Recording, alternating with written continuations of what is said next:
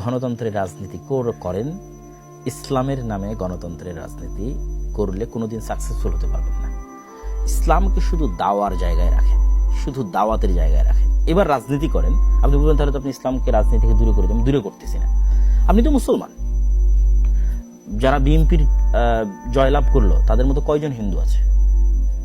আপনি খুঁজে দেখেন, দেখি কয়জন হিন্দু আছে। জামাতের তো একজন হিন্দু ছিল।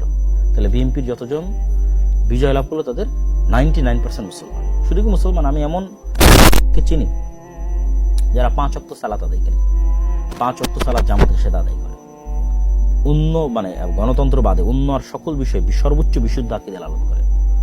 ঠিক আছে, এরকম অসংখ্য জনকে আমি চিনি যারা এই নির্বাচনে যারা জয়লাভ করে এসেছে বিএনপি থেকে।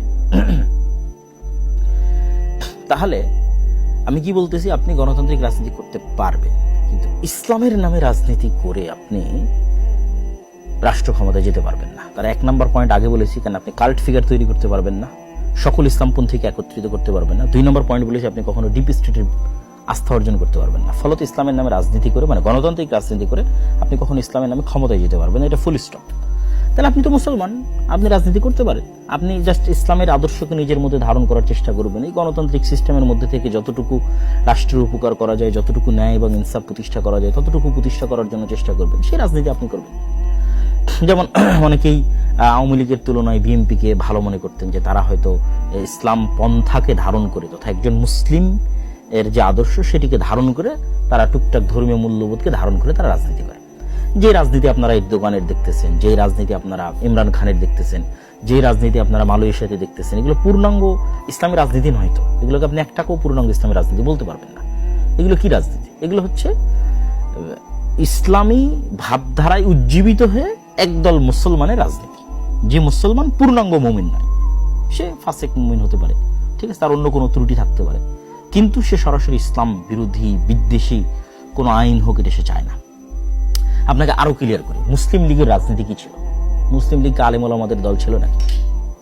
মুসলিম লীগের মিস্টার জিন্নার বিরুদ্ধে যে পরিমাণ আলেম ওলামা ফতোয়া দিয়েছে ওই সময় 46-47 সময়, যে পরিমাণ আলেম ওলামা ফতোয়া দিয়েছে, এই এখনো সে পরিমাণ আলেম ওলামা এই যারা ইসলামপন্থী নামে রাজনীতি তাদের নামে ফতোয়া দেয়নি। আপনি খুলে দেখেন, মুসলিম লীগের সব জেনারেল পড়ুয়া সাধারণ মুসলমান ছেলেপেলে ছিল। 2-1 আলেম ওলামা পরবর্তীতে যুক্ত হয়েছে। মিস্টার জিন্নার কথা বলা হবে, মিস্টার জিন্নাও আলেম না, আল্লামা ইকবালও আলেম না, এরা জেনারেল শিক্ষিত পড়ুয়া ছাত্র। এরা কি চাইছে? এরা চাইছে মুসলমানরা যেন স্বাধীন মতো বাস করতে পারে। কিন্তু ইসলামী রাষ্ট্র, পূর্ণাঙ্গ ইসলামী রাষ্ট্র কিন্তু তারা চায়নি, প্রতিষ্ঠিত কিন্তু তারা করতে পারেনি। তারা কিন্তু মুসলমানরা যেন আলাদাভাবে স্বাধীনভাবে বসবাস করতে পারে। তো সেই রাজনীতিতে এখনো আছে, সেই রাজনীতি বাংলাদেশে এখনো আছে।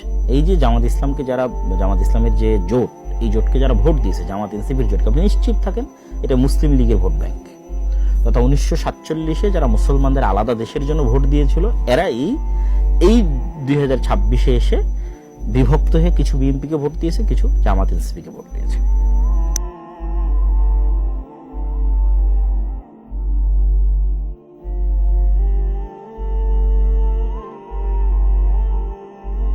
ইসলামের আপনাকে কিসের রাজনীতি করতে হবে? মুসলমানদের রাজনীতি করতে হবে। একজন মুসলমান সে ইসলামের বিরুদ্ধে বিদ্বেষী কোনো কথাবার্তা বলবে না। সেই সিস্টেমকে, গণতন্ত্রের এই কুফরি সিস্টেমকে মেনে নিয়েই এর মধ্যে টুকটাক ভালো মানুষকে নিয়ে আসার জন্য চেষ্টা করবে, সেই রাজনীতি করবে।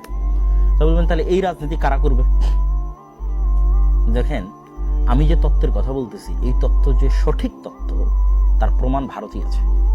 ভারতের RSS, শিবসেনা, বাজরাং দল, ঠিক আছে, এরা কিন্তু নিজেরা যেহেতু কট্টর উগ্র হিন্দুত্ববাদী বিশ্বাসী, ফলত তারা জানে যে কট্টর উগ্র হিন্দুত্ববাদ দিয়ে মানুষের ভোট নিয়ে তারা বিজয় অর্জন করে ক্ষমতায় আসতে পারবে না।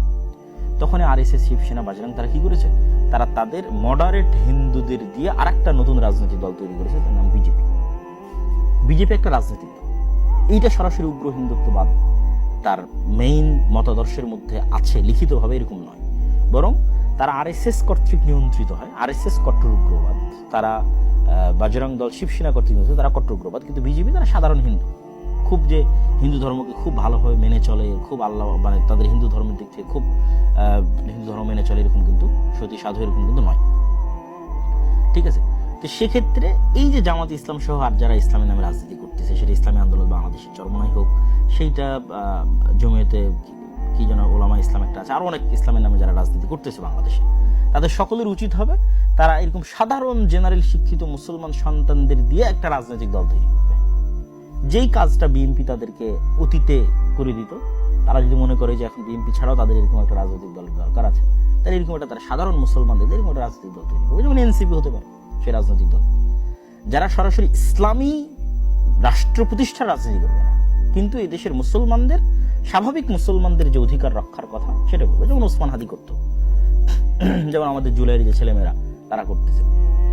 এই ধরনের ছেলে মেয়েদেরকে যদি আপনি এগিয়ে দেন, তাহলে এরা হচ্ছে একটা কাল্ট ফিগারও তৈরি করতে পারবে। কেন? যেহেতু সে সরাসরি ইসলামী নয়, ফলে এখানে ফতোয়া ফারাইজ আসবে না, মাসলাক আসবে না, মতবাদ আসবে না, আদর্শ আসবে না, শিরক বেদাত আসবে না, মানে এইগুলো নিয়ে মুসলমানদের ইসলামী দলগুলোর মধ্যে যে গন্ডগোল সেগুলো আসবে না। তাহলে কাল্ট ফিগার একটা তৈরি করতে পারবে।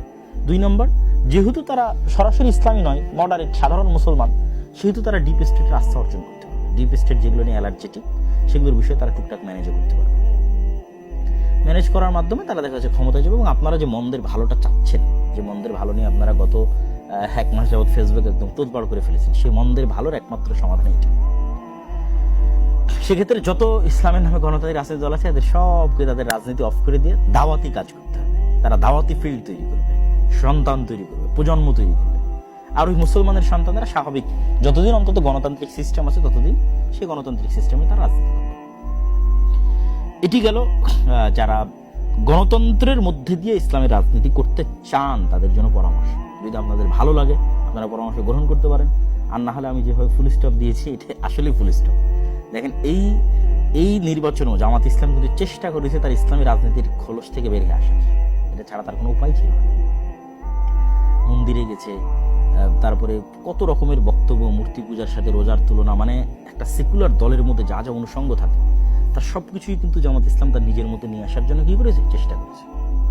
তাহলে কেন চেষ্টা করতেছে? সেটা অবশ্যই ডিপ স্টেটের আস্থা অর্জন করার জন্য, অবশ্যই সাধারণ জেনারেল শিক্ষিত মুসলমানদের আস্থা অর্জন করার জন্য। তাহলে আর ইসলামী দল রাখার কি দরকার? এই কথাটাই আমি বলতেছি যে এই কাজগুলো যখন আপনি ইসলামের নামে করবেন, তখন সেখানে ইসলামও কলুষিত হয়।